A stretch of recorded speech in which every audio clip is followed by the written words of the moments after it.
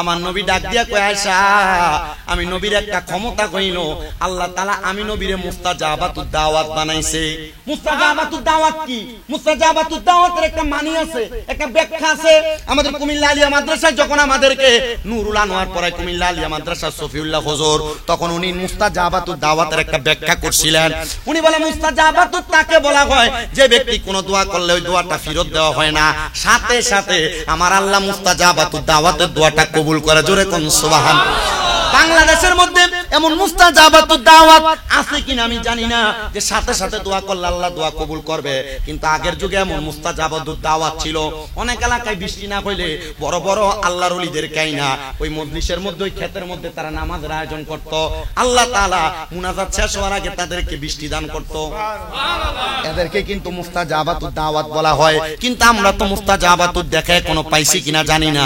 আল্লাহ আপনার কাছে ফরিয়াদ, মুস্তাজাবাতুদ দাওয়াতের দেখা আমরা পাই আর না পাই, আপনি আমাদেরকে মুস্তাজাবাতুদ দাওয়াতের উসিলায় আমাদের সবার খাস দোয়াগুলো কবুল করেন। জোরে কোন আমিন। আর মুহাব্বতের আওয়াজে পড়েন আমিন। আম্মা জান আয়েশা কে আমার নবী জবাব দেয় আয়েশা আমার আল্লাহ তাআলা দোয়াগুলো কবুল করেছেন বিদায় আমার আল্লাহ বলেছেন আমার উম্মত তাহাজ্জুদ নামাজ পড়ে আমার আল্লাহর কাছে যা চাইবে আমার আল্লাহ তাআলা উম্মতরে তা প্রদান করবে। এবার হযরতে সুলতান মাহমুদ গজনবী বলে আল্লাহ তাআলার জান্নাত পাওয়ার জন্য আমি আল্লাহর কাছে তাহাজ্জুদ নামাজ পড়তে লাগলাম। আমি সব সময় তাহাজ্জুদ নামাজ ওযু করার জন্য আমার একটা প্রজাকে নির্ধারণ করে রাখছি। আমি সুলতান মাহমুদ গজনবীর কাছে আমার ওই প্রজাটা সুন্দর করে পানি নিয়ে আসতো, আমি ওই ওযুর পানি দিয়া ওযু করতাম। সুবহানাল্লাহ বলেন।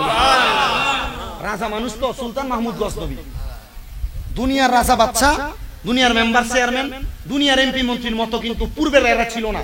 পূর্বের এরা নামাজি ছিল। আর অনকালের মোটামুটি মেম্বার চেয়ারম্যান হোক, কাউন্সিলর হোক, একবার যে মেয়র হোক, এমপি হোক, মন্ত্রী হোক, চিন্তা করে কোন দিয়ার পকেট বাড়ি করবো। আপনি ডরাইতেছেন? আপনি কোন ঠিক না ঠিক? আপনি ঠিক এই কথাটা আপনার মুখ দিয়ে বলেন না, দেখি আপনার জায়গা আপনি যখন বাড়ি করবেন আপনার কাছে মিষ্টির টিয়া খোঁজে। কথা কন না কেন? আসলে এটা মিষ্টির টিয়া না চান্দা? কথা কয় না। এই মিষ্টির টিয়ার নামে বাংলাদেশে চান্দাবাজি আছে না নাই? আছে। সোনার বাংলাদেশে মিষ্টির টাকার নামে চান্দাবাজি চলে কি চলে না? জায়গা কেনার সময় মিষ্টির টাকার নামে চান্দাবাজি চলে কি চলে না? আল্লাহ তাআলার কাছে ফরিয়াদ জানাই আল্লাহ আমরা তোমার বান্দা, আমরার কাছে এমন বাজে লোকগুলারে ফাড়ায়ও না যেগুলা মিষ্টির টাকার নামে চান্দাবাজি করে, যেগুলা মানুষের সাথে খুশি করার নামে 10,000 20,000 50,000 1 লাখ করে দালালি খায়। আপনারা বলেন এমন খুশি করার নামে 10-20,000 টাকার দালালও বাংলাদেশে আছে না? না,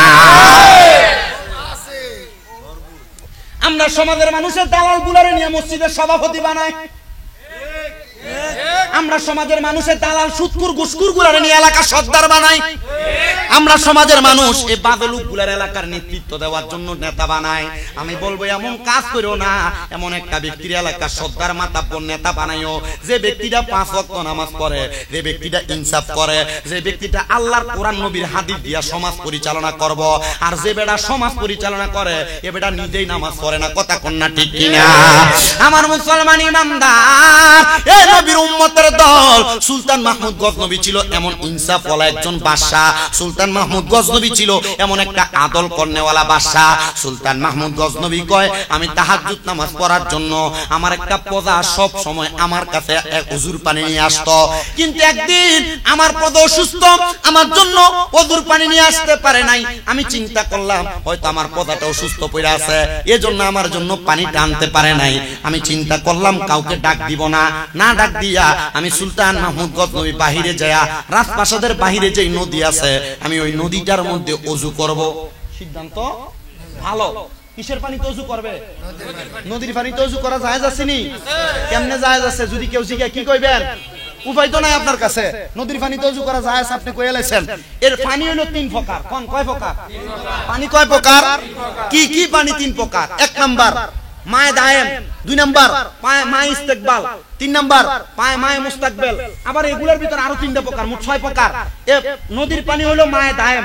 মায়ে দায়েম মানে হলো প্রবাহিত পানি। প্রবাহিত পানিতে ওযু করা যায়। মনে করেন সামনে যে কোনো ময়লা বাইসা গেছে কিন্তু এটা মায়ে দায়েম প্রবাহিত হয় বিদায় এই পানিতে ওযু করা বৈধ। এই পানিতে ওযু করা কি? কিন্তু মায়ে ইস্তেকবাল যেটা বালতির ভিতরে পানিটা পড়ে আছে, কতক্ষণ ধরে বালতিতে পড়ে আছে আপনি জানেন না, এই পানিতে ওযু করা যাবে না। এ পানি দিয়ে কি করা যাবে না? ওযু করা যাবে না। বলে হুজুর তাহলে বালতির পানি দিয়ে ওযু করা যাইতো না? যাবে। কখন? আপনি নগদ পানিটা ছাড়লেন, নগদ ওযু করলেন, তাহলে বালতি অথবা মগের পানি দিয়ে কি করা যাবে? ওযু করা যাবে। তবে বালতির ভিতরে পানি নিয়ে আপনি কিন্তু মাসালা শিখতেছেন, অসুবিধা হইতেছে আপনাদের?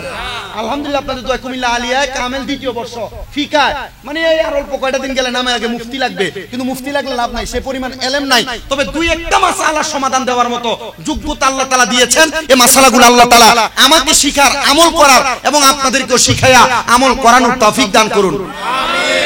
আজকে আমিন করেন আর জোরে কোন আমিন। আপনি পানি কি পরিমাণ নেবেন? এই যে মোটরের ভিতরে মসজিদে এক সুন্দর ট্যাপ ছেড়ে দিয়েছেন, ফুরুত করে পানি পড়তেছে আর আপনি ওযু করতেছেন।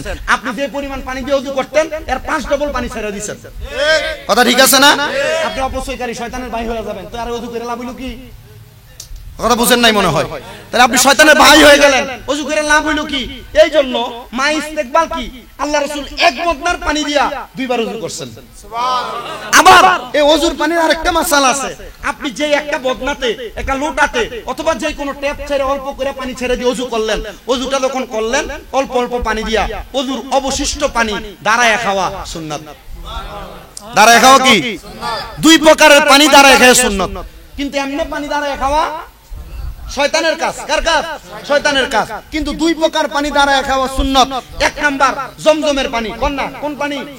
পশ্চিম দিকে ফিরা বিসমিল্লাহ বলে পান করা জমজমের পানি সুন্নাত। আর দ্বিতীয়ত ওযুর অবশিষ্ট পানি দাঁড়ায় পান করা সুন্নাত। সুবহানাল্লাহ। আর জোরে বলেন না সুবহানাল্লাহ। এগুলা খাননি আপনারা? চিন্তা করে ওযু কোন রকম থাপড়ে করে দৌড় মারে। কথা কি সত্য না মিথ্যা?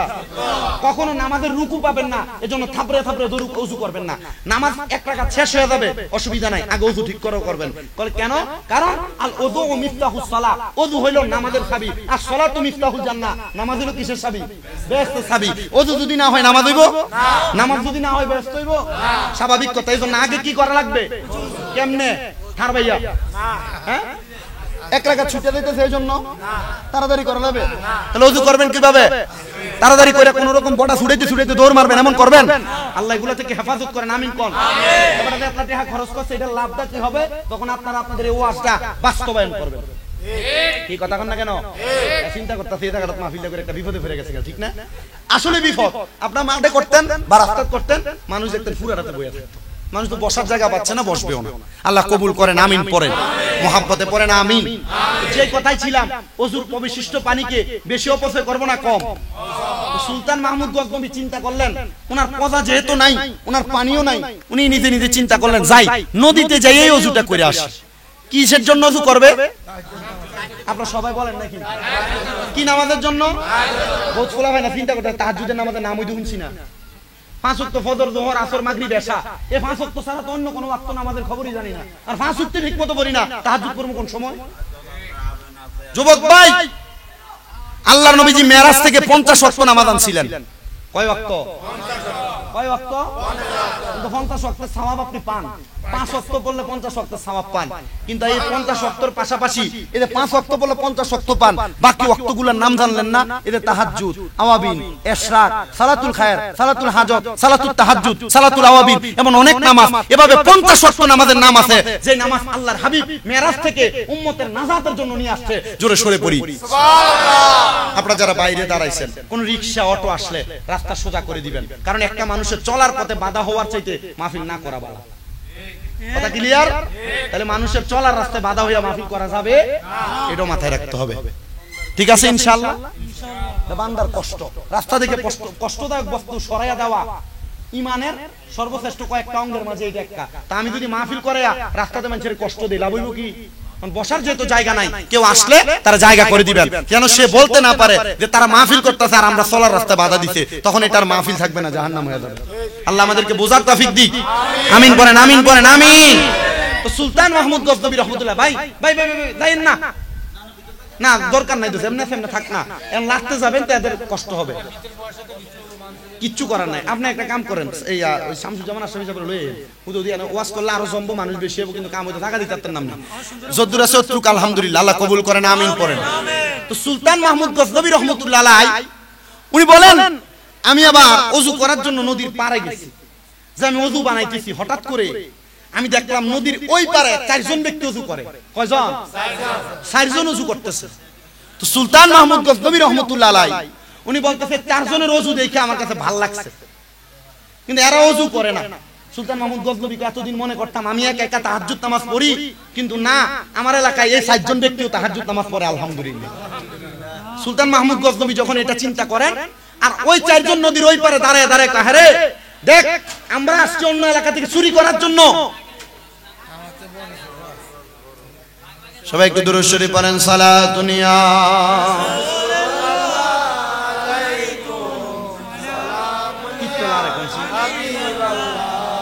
জামালে আশিকা বাসদ মুহাম্মদ, খেয়ালে ও বড়া বাসদ আহমদ, সালাতুন ইয়া হাসান লাল কি কাম হইব?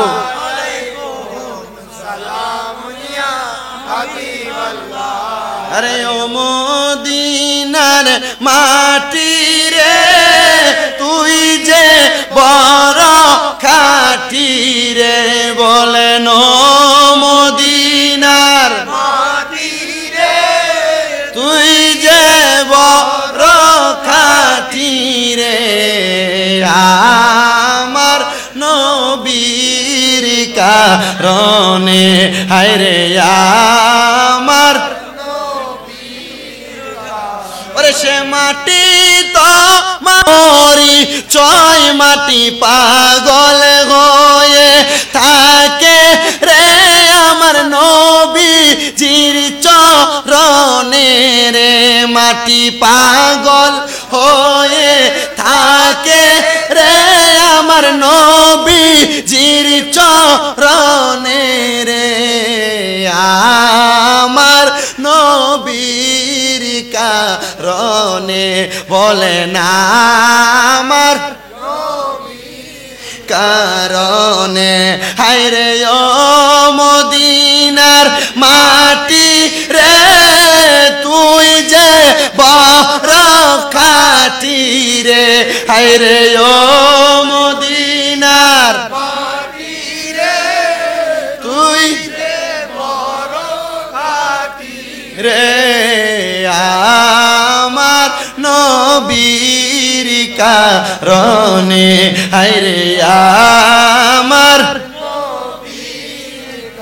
ওরে দুলাকে তাবিজ করে গলাতে রাখিব পরে, সেই তাবিজ যার গলায় রে, বয় নাই তাহার মরণে, হায় রে ওই তাবিজ যার গলায় রে, বয় নাই তাহার মরণে, আমার নবীর কারণে, হায় রে আমার সুলতান মাহমুদ গজনবী বলেন, আমি চিন্তা করলাম মনে হয় আমি একাই তাহাজ্জুদ পড়ি, কিন্তু সেই ব্যক্তি আমার সাথে সাথে তারা তাহাজ্জুদ পড়ে, আর তারা ওই দিক থেকে চিন্তা করে, দেখছুনি রে আমরা 4 জন একসাথে আসছি চুরি করার জন্য, কিন্তু এই ব্যক্তি একা একা চুরি করতে আসছে, সে মনে হয় আমাদের চাইতে বেশি চোর। দেখবেন শুভপুর এলাকার চা দোকানে বৈশা বৈশা এমন বাজে মন্তব্য করে অনেক মানুষ আছে, দেখবেন তার স্বভাব হলো মানুষের গীবত করা, কোনো কিছু হোক আর না হোক, রাস্তা দিয়ে যাওয়ার সময় দেখলেই বলে, দেখলে মনে হয় এটা করে আসছে ওইটা করে আসছে, কারণ তার ধারণা সে মানুষটা এইরকম, এই জন্য মানুষ নিয়ে বাজে মন্তব্য করে। কথা করে এমন জাতের সুগলখোর আছে না নাই? এদেরকে হাদিস শরীফের ভাষায় বলে সুগলখোর। কি এই সুগলখোর কোনোদিন জান্নাতে যাবে না। মাদ্রাসায় ক্লাস নুরানির পোলাপান পড়ে, আপনাদের দোয়াই কুমিল্লাতে আমার 6টা মাদ্রাসা, নূরপুরে আমার মাদ্রাসা আছে, এই মাদ্রাসার ছোট ছোট বাচ্চারা হাদিসটা জানে, সুগলখোর কোনোদিন জান্নাতে যাবে না।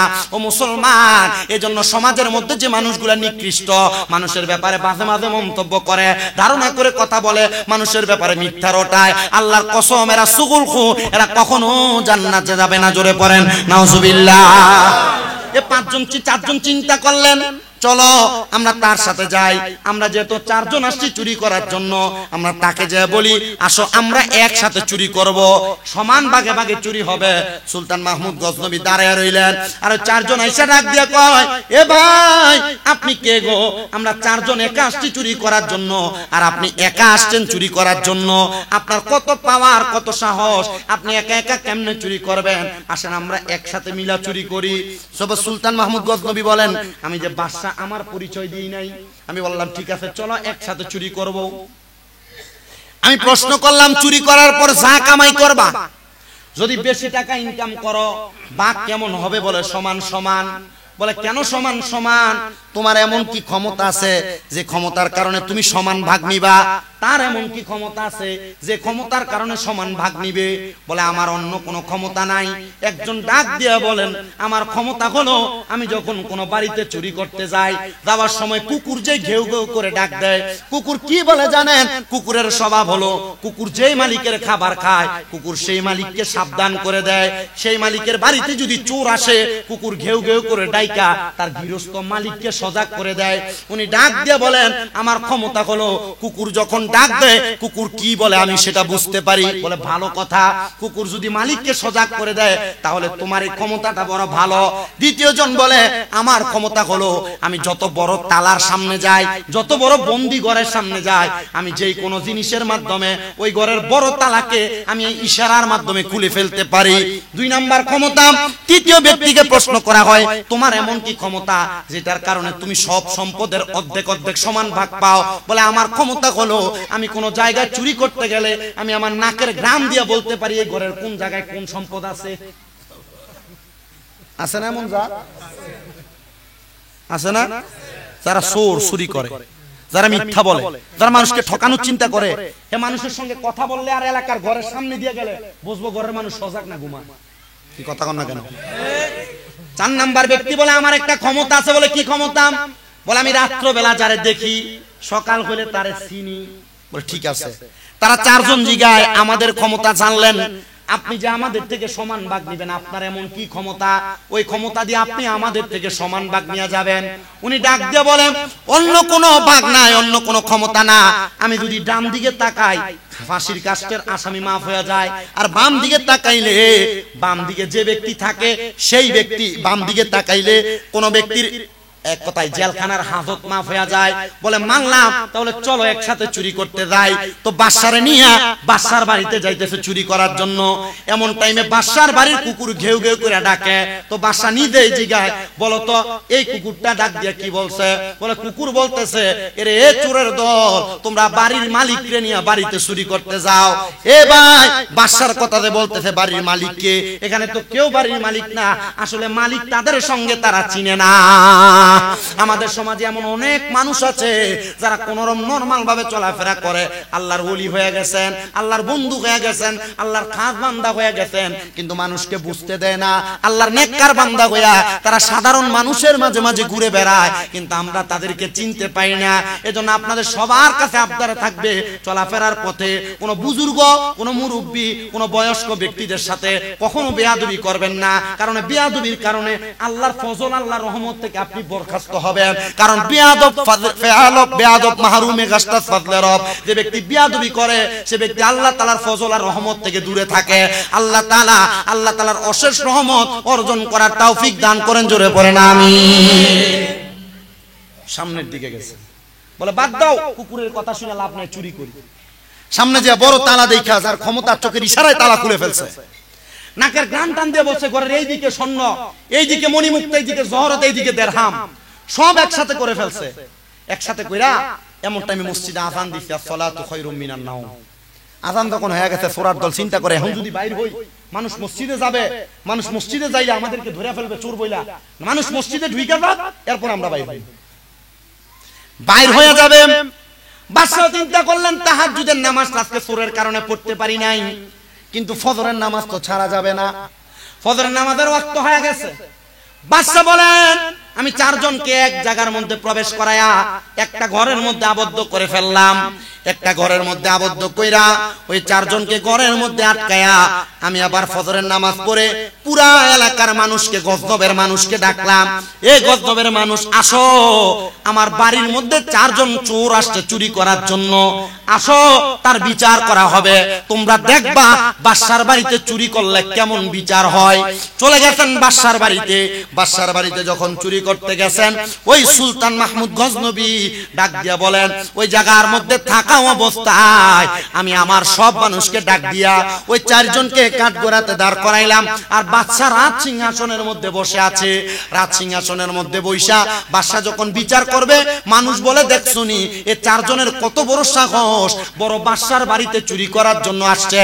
কিন্তু তাকে দেখতেছে সবাই রাজপ্রাসাদের যে কাঠগড়া, এই কাঠগড়ার মধ্যে চার চোরের মধ্যে তিন চোর কাঁদতাছে আর এক চোর মুস্কি মুস্কি হাসতাছে। সবাই জিজ্ঞাসা করে, এ চোরের দলেরা, তোমরা বাদশার বাড়িতে চুরি করেছো, তোমাদের ফাঁসিও হইতে পারে, কিন্তু তিনজন কাঁদতেছে, একজন হাসতেছে, তোমার কি লজ্জা নাই? তুমি কেন হাসতেছো? কারণটা কি? আমাদের সমাজে এমন অনেক নির্লজ্জ বেহায়া মানুষ আছে যারা অন্যায় করার পরেও আবার কত সুন্দর বুক ফুলে সমাজে চলে। আপনারা বলেন, এমন নির্লজ্জ বেহায়া সমাজের মধ্যে আছে না নাই? এ সুদ খায়, কি খায়? এ সমাজে ঘুরে ঘুরে বেড়ায়, কথা কন না কা? এলাকার ভিতরে আকাম কুকাম করে, এ সুন্দর এলাকার ভিতরে বুক ফুলে ফুলে ঘুরে, আছে না নাই? শরম নাই, নির্লজ্জ বেহায়া। আল্লাহ তাআলা এগুলা থেকে আমাদেরকে হেফাজত করেন, কোন আমিন। আমরা এমন মানুষ, আমরা যদি তার টাকা থাকে, পয়সা থাকে, যত বড় বদ মানুষ হোক, হের লগে বন্ধুত্ব বালা, হের লগে সম্পর্ক বালা। কারণ কি? বলে তার টাকা আছে, এক কাপ চায়ের কাছে বিক্রি হয়ে যান। আপনারা মুসলমান, আল্লাহর কসম, কোন মুসলমান টাকার কাছে, এক কাপ চায়ের কাছে বিক্রি হইতে পারে না। সুলতান মাহমুদ গজনবী জিজ্ঞাসা করেন, তারা তিনজন কাঁদতেছে, তুমি কেন হাসো? বলে, বাদশা একটা বড় বেইনসাফ করছেন। বলে কি? বলে, রাত্রবেলা এক লগে চুরি করলেন, আর এখন আমরার বিচার করার জন্য রাজপ্রাসাদের সিংহাসনে বসলেন। কারণ তার ক্ষমতা হইলো, সে রাত্রে তারে দেখছে, দিনও নেতারে চিনছে, এজন্য হাসে। ডাক দিয়ে বলে, বাদশা আপনি আবার একটু ডান দিকে তাকান। বাদশা তাকাইছেন। বাদশা আপনি বাম দিকে তাকান, তাকাইছেন।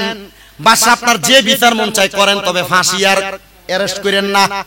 কারণ আপনি ডান দিকে তাকানোর কারণে ফাঁসি মাফ, বাম দিকে তাকানোর কারণে আমাদের অ্যারেস্ট মাফ। তো বাদশা আবার কি বিচার করবেন এটা আপনি জানেন। বাদশা কয়, ঠিক আছে, অন্য কোনো বিচার করব না, তোমরা আমারে বলো তোমরা কোন কারণে চুরি করতে আসছো। তারা ডাক দিয়ে, বাদশা আজকে 2 সপ্তাহ হয়ে যায় আমরা খাবার পাই না, আমাদের বাড়ি বুখারায়।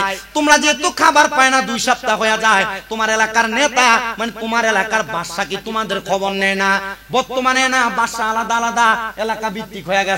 কিন্তু হযরত ওমর রাদিয়াল্লাহু তাআলা আনহুর জামানায় ফতোয়া হলো, কোন এলাকার মানুষ যদি খাবারের অভাবের মধ্যে মারা যায় অথবা চুরি করে, তাহলে ওই ব্যক্তি চোরকে শাস্তি দেওয়ার আগে সে যে এলাকার মানুষ, ওই এলাকার বাদশারে ডাক দিয়েই না তার হাতটা কাইটা দাও। বলে, কারণ কি? বলে, বাদশা তার খাবারের খবর নেয় না, বিদায় সে চুরি করে। কথা কি বুঝতে পারছেন আপনারা? একটু মনোযোগ দিয়ে শোনেন বাবা। এজন্য চোরকে মারার আগে খবর নিয়েন, চোর কি কারণে চুরি করে। চোরকে মারার আগে খবর নিয়েন, এই চোর কি কারণে চুরি করে। কিন্তু আমাদের সমাজে এমন একটা অবস্থা, চোর এসে গেছে এখন স্বেচ্ছর মার্কা চোর। এটা বাবা খায়, ইয়াবা খায়, গাঞ্জা খায়, লাসা খায়। এগুলা খাওয়ার কারণে ইয়াবা, বাবা, ফেন্সিডিল, এমন নেশার টাকার অভাব হওয়ার কারণে এলাকার ডেক ডেক্সি পর্যন্ত রোজি দিতে পারে না, চুরি করে এলাকার জায়গা জুতাড়ি পর্যন্ত চুরি করে মসজিদে। কি কথা কন না কা? ইসেসরা চোর, নেশার বেড়াটা উঠতে গেলে গা, এরপরে আবার নিজের মার কানে স্বর্ণ দেখে না। কথা কয় না? নিজের মা বাবার প্রতি অত্যাচার অনাচার করে, নেশার টাকা না পাওয়ার কারণে মা বাবাকে মারে, মা বাবাকে ভাত দেয় না, নিজের স্ত্রীকে মারে, স্ত্রীকে বারবার বাবার বাড়ি পাঠিয়ে দেয় টাকার জন্য। আপনারা বলেন, এমন হারামখোর, এমন বাজে মানুষ সমাজে আছে না নাই? কিন্তু আপনারা যে এমন নেশাখোরদের সাথে বন্ধুত্ব করেন, কারণ কি? কারণ নেশাখোরের লোকে বন্ধুত্ব করলে আমার লোকে এলাকাকে ফিরে ফিরে লাগবে, তারা কইলে চুরিটা লয়ে ধরে এনে দিব। আল্লাহর নবী বলে, কোন মানুষ যদি তার শক্তি বাড়ানোর জন্য কোন নেশাখোর, কোন সন্ত্রাসের সাথে সম্পর্ক করে, নবী বলে সে আমার উম্মত না। আপনি নেশাখোরের সাথে সম্পর্ক রাখছেন, আপনি নবীর উম্মত না।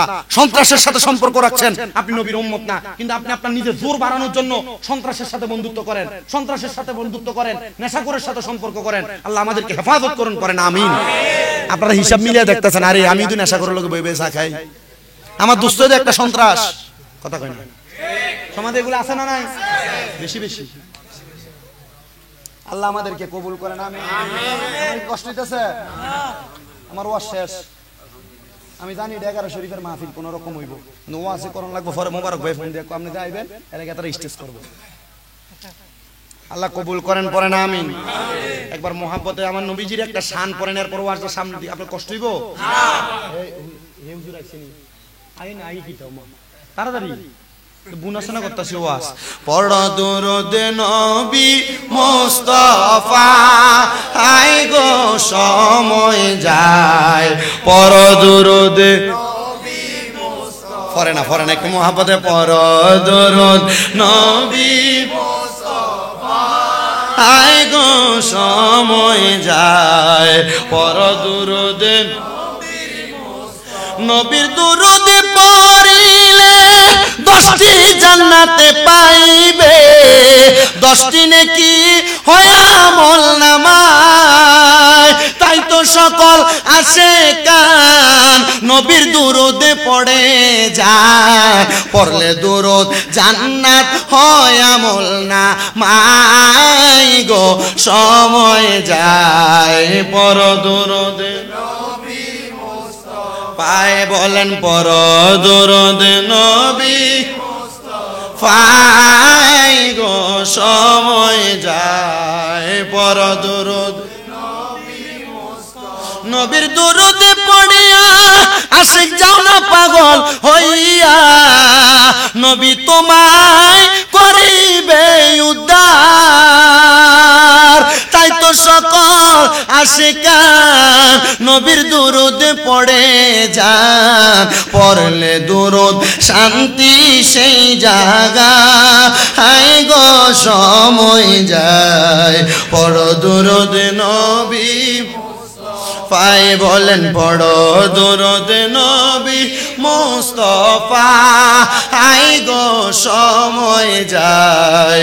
পড় দুরূদ নবী পড়িয়া হযরত বিল্লাল প্রেমেতে হইয়া মাতাল, শৈল কতয় মায়ার জ্বালাতন। বিল্লালের পবিত্র এই মুখে নবীর দুরূদ পড়ে, হইল সে যে ইসলামের প্রথম মুয়াজ্জিন রে সময় যায়।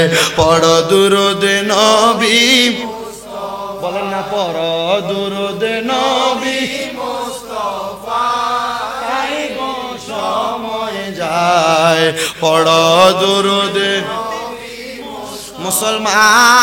মুসলমান। সুলতান মাহমুদ গজনবী বলে, তোমরা কেন চুরি করেছ? হুজুর 2 সপ্তাহ পর্যন্ত আমাদের ঘরের মধ্যে কোনো খানা নাই, এজন্য চুরি করতে আসছি। হুজুর গো, কেউ কোনো কাজ দেয় না, আমরা বেকার মানুষ, এজন্য আমরা চুরি করতে আসছি। সুলতান মাহমুদ গজনবী বলে, তাহলে চুরির দায়ে তোমাদেরকে শাস্তি দেওয়া হবে না। যাও যাও, আমি সুলতান মাহমুদ গজনবীর বাড়ির মধ্যে রাজপ্রাসাদের মধ্যে তোমাদেরকে আমি একটা চাকরি প্রদান করলাম। হুজুর কি চাকরি দিলেন? বলে, তোমরা আমার রাজপ্রাসাদরা পরিষ্কার করবা। সুলতান মাহমুদ গজনবীর এই কথা শুনা তারা 4 জন রাজপ্রাসাদ পরিষ্কার করে। দিনের মধ্যে 2 বার, সকালবেলা একবার, সন্ধ্যাবেলা একবার রাজপ্রাসাদ পরিষ্কার করে। সুলতান মাহমুদ গজনবী বলে, আমি 7 দিন পর্যন্ত আর তাহাজ্জুদ করি না, সকাল সন্ধ্যা তারা পাহারা দিতে লাগলাম, কারণ কখন রাজপ্রাসাদের কি চুরি করে চলে যায়। হযরতে সুলতান মাহমুদ গজনবী বলে, আমি তাকে দেখলাম গো, তারা সকালবেলা রাজপ্রাসাদরা মুইসা আল্লাহর নামাজের ইবাদতের মুসল্লার মধ্যে বইসা আল্লাহর কাছে কান্নাকাটি করে। আবার বিকাল বেলা রাজপ্রাসাদরা মুইসা তারা আবার আল্লাহর কাছে কান্নাকাটি করে। আমি এমন ভাবে 7 দিন পর্যন্ত পাহারা দিতে লাগলাম। 7 দিনের পরে আমি 8 দিনের দিন তাহাজ্জুদের নামাজের মুসল্লাতে বসলাম, কিন্তু আমি তাহাজ্জুদের মুসল্লার মধ্যে যাওয়ার পর আমার নামাজের মধ্যে মনোযোগ আসতেছে না। হযরতে সুলতান মাহমুদ গজনবী বলে, ও জগতের মানুষ, আমি সুলতান মাহমুদ গজনবী এবার নামাজে মনোযোগ আসার জন্য আমি চোখটা বন্ধ করে একটু ধ্যান করতে লাগলাম। আমি আল্লাহর কাছে বলতে লাগলাম, আল্লাহ, 7 দিন পর্যন্ত তাহাজ্জুদ নামাজ না পড়ার কারণে আপনি বুঝি আমার নামাজের মধ্যে মনোযোগ আনতেছেন না। হযরতে সুলতান মাহমুদ গজনবী ডাক দিয়া কয়, জগতের মানুষ, মানুষ। আমি যখন ধ্যান করতে লাগলাম এমন টাইমে গায়েবী ভাবে আমার কানের মধ্যে একটা আওয়াজ আসছে, এরে সুলতান মাহমুদ কেমন বাদশা হইলা, আল্লাহ তাআলার চারজন বন্ধুরে তোমার বাড়ির চাকর বানায় রাখলা। সুবহানাল্লাহ কইলেন না? সুলতান মাহমুদ গজনবী কে আল্লাহ নামাজ পড়তেছি, আপনার বন্ধু এবং আমার বাদশা বানায় রাখলেন, আর এতদিন পর 7 দিন পরে তাহাজ্জুদ পড়তে আসছি, আপনি বলতেছেন আমি কেমন না বাদশা হইলাম, আমি 4 জন আল্লাহর ওলিকে আমার বাড়ির দারোয়ান আর চাকর বানায় রাখছি। সুলতান মাহমুদ গজনবী আল্লাহর কাছে বারবার কাঁদতেছে, আল্লাহ আমি কেমন বাদশা। ভাই ভাই যেমনে ফেলবেন থাক না, তো কি করবেন আপনারা, যেভাবে লারা দিবেন চলে যাবে। সুলতান মাহমুদ গজনবী বলে আমি এটা কি শুনলাম, আমার গায়ে বিভাবে আওয়াজ দিতেছে, এ বাদশা কেমন বাদশা হইলা যে আল্লাহর ইবাদত করো, তাহাজ্জুদ পড়তে আসছো, কিন্তু আল্লাহর 4 জন খাস বন্ধুকে তোমার বাড়ির চাকর বানায় রাখলা। সুলতান মাহমুদ গজনবী বলে হায় রে, অবাক হয়ে গেলাম, বড় অবাক হয়ে গেলাম। আমি আবার মুরাকাবা করতে লাগলাম। সুলতান মাহমুদ গজনবী বলে মুরাকাবার যখন নিয়ত করলাম, এই মুরাকাবার মধ্যে আল্লাহর কাছে বলতে লাগলাম, আল্লাহ আপনি যে আমাকে তাহাজ্জুদের নামাজের মুসল্লার ভিতরে গায়েবী ভাবে আওয়াজ শোনায় দিলেন, আমি আমার সাউন্ড আবার লাইরা ফেলছি, আপনি যে আমাকে বললেন আমি তাহাজ্জুদের নামাজ পড়তে যাওয়ার পর আমার বাড়ির মধ্যে 4 জন আল্লাহর বন্ধুকে আমি আমার বাড়ির চাকর বানিয়ে রাখলাম, আল্লাহ বুঝতে পারলাম না আল্লাহ কে আমার বাড়ির চাকর, আর এমন কোন 4 জন ব্যক্তিকে আমার বাড়ির চাকর আমি বানিয়ে রাখলাম। হযরত সুলতান মাহমুদ গজনবী আমার আল্লাহ তাআলা জানায়া দেয় যে 4 জন ব্যক্তিকে 1 সপ্তাহ আগে তোমার বাড়িতে চোর হিসেবে ধরেছো, এই 4 জন 1 সপ্তাহ পর্যন্ত আমি আল্লাহর এত ইবাদত করেছে, এই ইবাদতের কারণে আমি আল্লাহ এখন আর এই বান্দারে আমার বান্দা রাখি নাই, আমি আল্লাহর বান্দা থেকে এই বান্দারে আমি আল্লাহর বন্ধু বানিয়ে দিছি। কোন সুবহানাল্লাহ, মুহাব্বতের আওয়াজে বলেন সুবহানাল্লাহ। ওরে বেলায়াতের মুর্শিদ হইয়া, বেলায়াতের মুর্শিদ হইয়া আসিলেন দিনের নবী, মুর্শিদকে না পাইলে কি আর রাসূল পাবিনি কন্যা, মুর্শিদকে না পাইলে কি আর রাসূল পাবি। ওরে বেলায়াতের মুর্শিদ হইয়া, বেলায়াতের মুর্শিদ হইয়া আসিলেন দিনের নবী কন্যা, আসিলেন দিনের নবী, মুর্শিদকে না পাইলে কি আর রাসূল পাবিনি কন্যা, মুর্শিদকে না পাইলে কি আর রাসূল পাবি। মুর্শিদি রতন অমূল্য দন ঘোষণা কোরআনে, যদি মুর্শিদ হুজুরি কলবে নামাজটাও পরে রে মন, নামাজটাও পরে।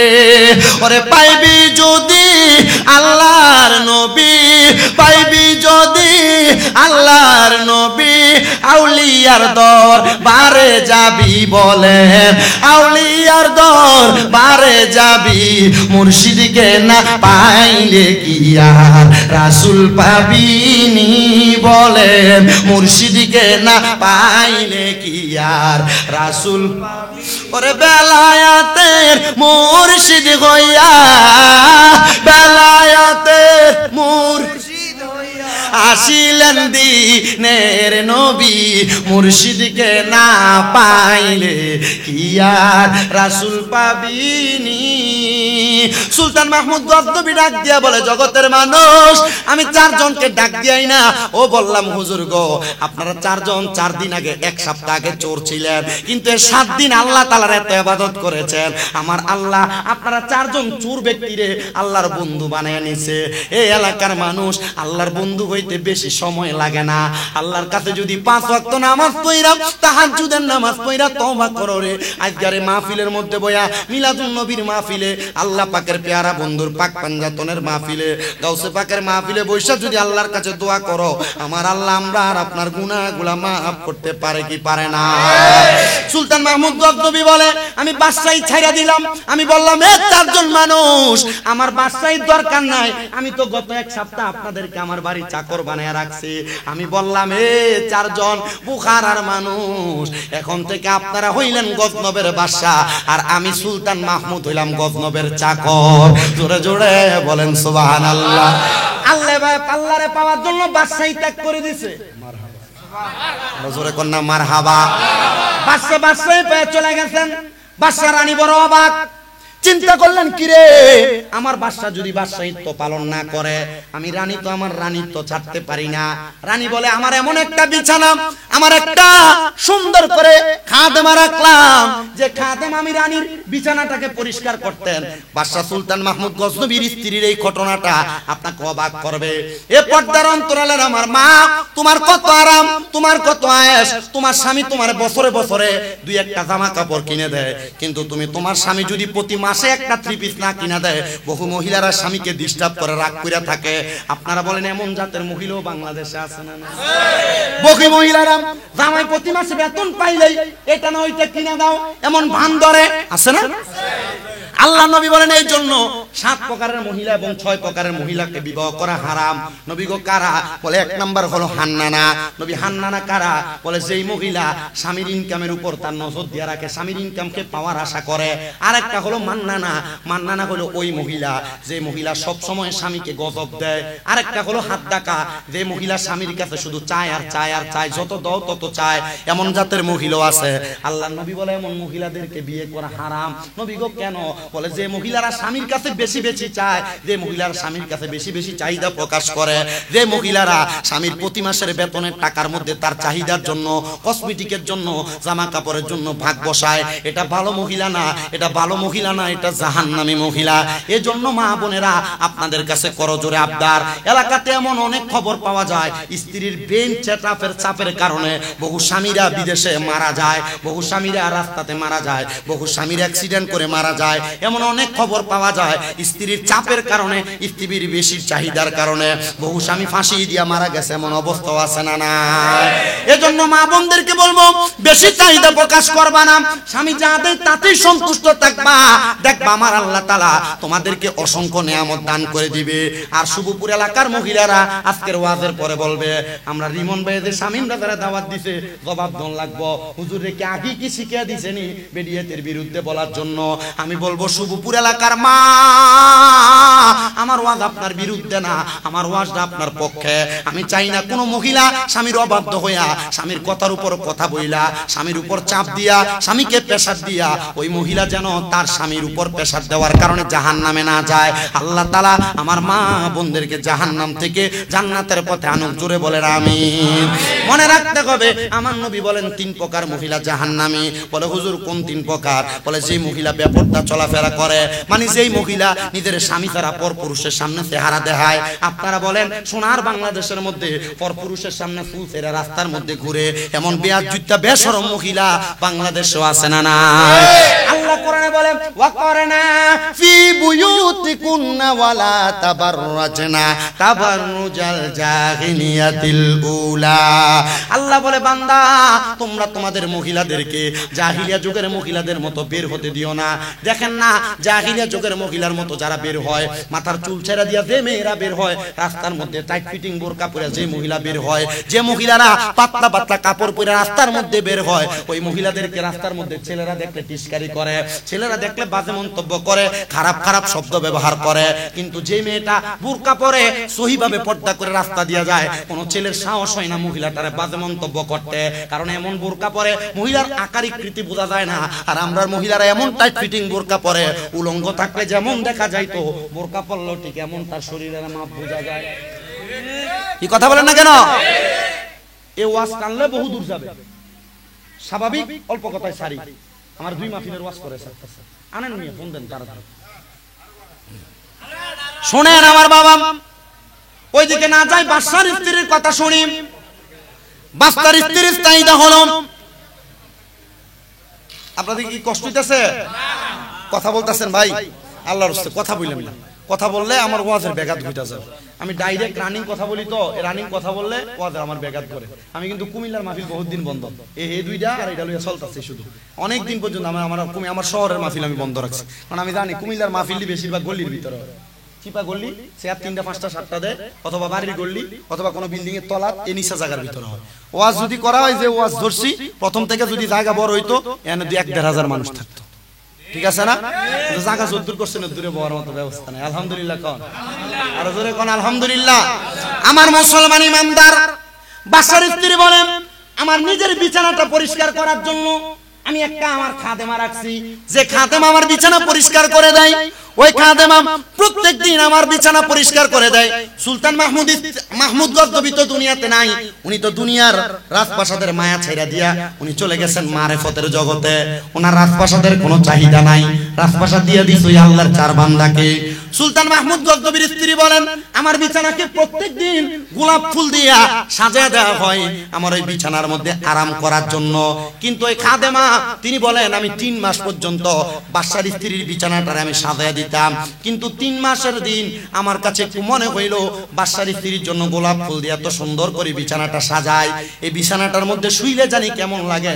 আমি খাদেমা আমার মনটা চাই একটা বারের জন্য বিছানাটাতে শুইতে। ওই খাদেমা বলেন আমার মনে যেমন ইচ্ছা তেমন কাজ করলাম, আমি বিছানার মধ্যে লম্বা হয়ে শুইলাম, আমার শরীরটা একটু ক্লান্ত হয়ে গেছে। আমি খাদেমা মহিলাটা এবং রানীমার বিছানার মধ্যে আমি ঘুমায় গেলাম। ঘুমানোর সাথে সাথে আমার একটা কেমন জানি লাগলো, আমার চোখ লেগে গেছে। এমন টাইমে বাদশার স্ত্রী আইসা আমার দেখা বলতেছে তোমার এত বড় সাহস, তুমি আমার বিছানার মধ্যে ঘুমাইছো।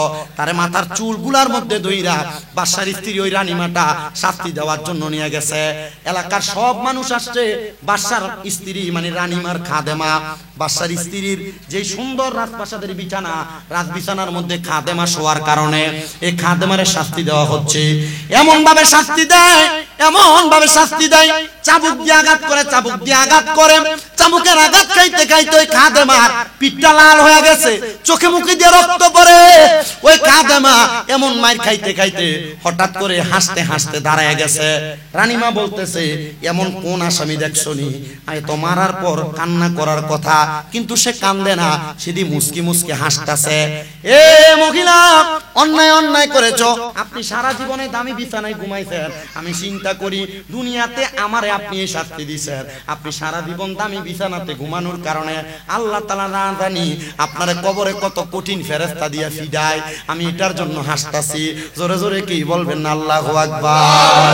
আমার মরণের কত দিন বাকি আমি জানিলাম না গো আল্লাহ, মরণের কত দিন বাকি আমার মরণের কত দিন বাকি আমি জানিলাম না গো আল্লাহ, মরণের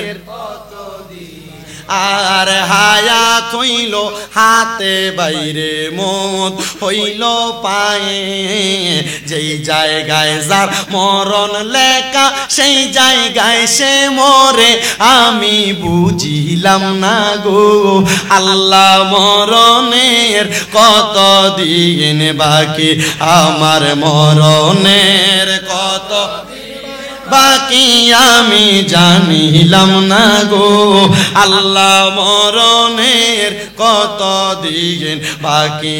আর আজরাইলা শিয়া যখন হস্তে দিব দড়ি, তখন আমার মনা ভাই করবে লুকাচুরি, আমি বুঝিলাম না গো আল্লাহ, মরণের কত বাকি আমার মরণের কত আমি জানিলাম না গো আল্লাহ, মরণের কত। দুনিয়ার মুসলমান ইমানদার ওই পদা মহিলা, ওই খাদেমা মহিলা ডাক দিয়ে বলতেছে এ রানী, আমি যদি মাত্র একটা সময় অল্প কিছুক্ষণ এই বিছানাতে ঘুমানোর কারণে আপনি আমারে 2 জন পদা দিয়া চাবুকের আঘাত দেন, তাহলে আপনি চিন্তা করে দেখেন আপনি যে সারা জীবনে দামি বিছানাতে ঘুমান, আমার আল্লাহ তাআলা আপনারে কত শাস্তি দিব। মহিলা অবাক হয়ে গেছে। রানীমা ডাক দিয়ে কই এ বান্দিরে, এ খাদেমা, আমার আর রাত বিছানার দরকার নাই, রাজপ্রাসাদের দরকার নাই, আমি এখন থেকে রাজপ্রাসাদের মায়া ছেড়ে দিলাম, এখন থেকে আমিও আমার বাদশার মতো আমি রাস্তায় রাস্তায় জঙ্গলার মধ্যে যাইয়া আল্লাহর ইবাদত করব আর মাটির বিছানাতে ঘুমাবো। জোরে বলেন সুবহানাল্লাহ। আমরা যারা আজকে মিলাদুন নবীর মাহফিলে এই শুভপুর মুক্তা ওয়াকশপ গলির মধ্যে বসেছি, আমার ভাই মোহাম্মদ রফিকুল ইসলাম রিমন আশরাফি এত সুন্দর করে জান্নাতের বাগান সাজাইছে। আমার ভাইকে আমরা শুকরিয়া জানাই, আল্লাহর দরবারে লাখ লাখ শুকরিয়া। আল্লাহ তাআলা আমার ভাইকে দিয়ে একটা মিলাদুন নবীর মাহফিল সাজাইছে। আমরা কেন মিলাদুন নবীর মাহফিল সাজাইলাম? কারণ মিলাদুন নবীর মাহফিল আমরা করি না, স্বয়ং আমার আল্লাহ তাআলা আরশ আজিমে ফেরেশতাদেরকে নিয়ে সাজাইছে। জোরে কোন সুবহানাল্লাহ। আশিক রে আল্লাহ কই জিবরাইল শোনো না, আশিক রে আল্লাহ কই জিবরাইল শোনো না। আসমান সাজাও জমিন সাজাও, আসমান সাজাও জমিন সাজাও, সাজাও বেহেশত খানা। ইমানদারগণ জলস করো না, বলে ঈদে মিলাদুন নবীর মাহফিল, ঈদে মিলাদুন নবীর মাহফিল প্রথম করেছেন রাব্বানা। ইমানদারগণ জলস করো না। জবান খুলে বলেন মারহাবা। আসছে নিয়ে আসেন, আইনা ডাইরেক্ট স্টেজে নিয়ে আসেন। আশিক রে সূরা আল ইমরানে আল্লাহ করেছেন ঘোষণা, পাগল রে সূরা আল ইমরানে আল্লাহ করেছেন ঘোষণা। মিলাদুন নবী পালন করতে, মিলাদুন নবী পালন করতে অঙ্গীকার করলেন রাব্বানা। ইমানদারগণ জুলুস করোনা। সবাই একটু দুরূদ শরীফ পড়েন। সালাতুনিয়া আলাইকুম সালামুনিয়া, ইস্টাতে ডাইরেক্ট সালাতুনিয়া রাসূলুল্লাহ সালামুনিয়া হাবিবাল্লাহ। সবাই পড়ি আলহামদুলিল্লাহ। আজকের মাহফিলে যিনি সম্মানিত প্রধান অতিথি গোলামে ওলি আল্লাহ মোহাম্মদ শামসুজ্জামান আশরাফি আল কাদেরী মাদ্দাজিল্লাহুল আলী হুজুর উপস্থিত হয়েছেন। গৌসে পাক আব্দুল কাদের জিলানী সহ ফেদায়ে পাক পাঞ্জাতন সহ বিশেষ করে আমার শাহ আব্দুল্লাহ গাজীপুরীর দরবারে অতীব বেশি গোলামি করে থাকেন আমার মামা জান। আপনারা দোয়া করবেন আল্লাহ তাআলা যেন আউলিয়া কেরামের গোলামিতে সারা জীবন কবুল করে পড়েন আমিন। যতক্ষণ পর্যন্ত বয়ান করেছি দুনিয়ার জিন্দেগি আখিরাতের জিন্দেগি, কেউ খাদেমা প্রশ্ন করছে আপনি যে সারা জীবন এই রাজপ্রাসাদের রাত বিছানায় ঘুমাইছেন, আপনি চিন্তা করেন আল্লাহর ফেরেশতারা আপনার কেমন ফিডাইবো। তখন বাদশার স্ত্রী রাজপ্রাসাদ ছেড়ে দিয়েছে আর আল্লাহর ইবাদত করার জন্য জঙ্গলায় চলে গেছে। আমরা তো জঙ্গলায় যাওয়ার দরকার নাই, আমাদের নবী মুহাম্মাদুর সাল্লাল্লাহু ওই নবীদের উম্মত যারা তারা জঙ্গলায় যাওয়ার দরকার নাই। শুধু জুদাস রাহমাতাল লিল আলামিন মসজিদে ও শুধু হামারা ইয়ে জমিন, জমিনের যেই জায়গায় সুযোগ হয় যখন নামাজের ওয়াক্ত হয় আমরা যদি কপালটা লাগে নামাজ পড়ি, আপনারা বলেন আমার আল্লাহ তাআলা নামাজের উসিলায় আমাদেরকে maaf করতে পারে কিনা? এই বিশ্বাস কার কার আছে? হাত তুলে আল্লাহকে দেখা। জবান খুলে তাকবীর, নারে তাকবীর, নারে রিসালাত, নারে পাক পাঞ্জাতন, নারে গাউসিয়া, নারে চিশতিয়া, নারে আশরাফিয়া। সবাই জোরে পড়ি মারহাবা। পবিত্র ঈদে মিলাদুন নবী মারহাবা জোরে পড়বেন না? সর্বশেষ আমার ছোট ভাইটা কইছে একটা গাউসে পাকের শান গায়ে দিতে, একটা গাউসে পাকের শান গাবো মহব্বতে। আমার সাথে একটু মহব্বতে জোরে জোরে পড়বেন। গাউসে পাকের শান গেলে অসুবিধা হবে, কিন্তু গাউসে পাকের 11 শরীফের মাহফিল, গাউসে পাকের একটা শান গাওয়া এটা একটা হক, একটা দাবি হয়ে যায়। আসেন একটু মহব্বতে পড়ি। ওলিদের ওলি যিনি গাউসুল আজম জিলানী, ওলিদের গাউসুল আজম জিলানী, বাগদাদে জন্ম কুতুবে নি, বলেন বাগদাদে জন্ম কুতুবে। ওলিদের ওলি যিনি গাউসুল আজম জিলানী, ওলিদের ওলি যিনি গাউসুল আজম জিলানী, বাগদাদে জন্ম কুতুবে নি, গাউসে বাগদাদে জন্ম কুতুবে। বংশ তোমার হাসান হুসাইনি, তুমি গাউসে মা ফাতেমার নয়নের মনি, বলেন বংশ তোমার হাসান হায়রে তুমি গাউসে মা ফাতেমার নয়নের মনি, হায়রে মুর্দা কলব জিন্দা করো ও গো গাউসে সামদানি, মুর্দা কলব জিন্দা করো ও গো গাউসে সামদানি, বাগদাদে জন্ম কুতুবে রাব্বানি, গাউসে বাগদাদে জন্ম কুতুবে ওলিদের ওলি যিনি গাউসুল আজম জিলানি, ওলিদের ওলি জিলানি, বাগদাদে জন্ম কুতুবে মারহাবা মারহাবা, হায়রে বাগদাদে জন্ম কুতুবে, তোমার কাঁধে নবীজির কদম, সব ওলিদের কাঁধে তুমি গাউসের কদম। মারহাবা কইবেন না?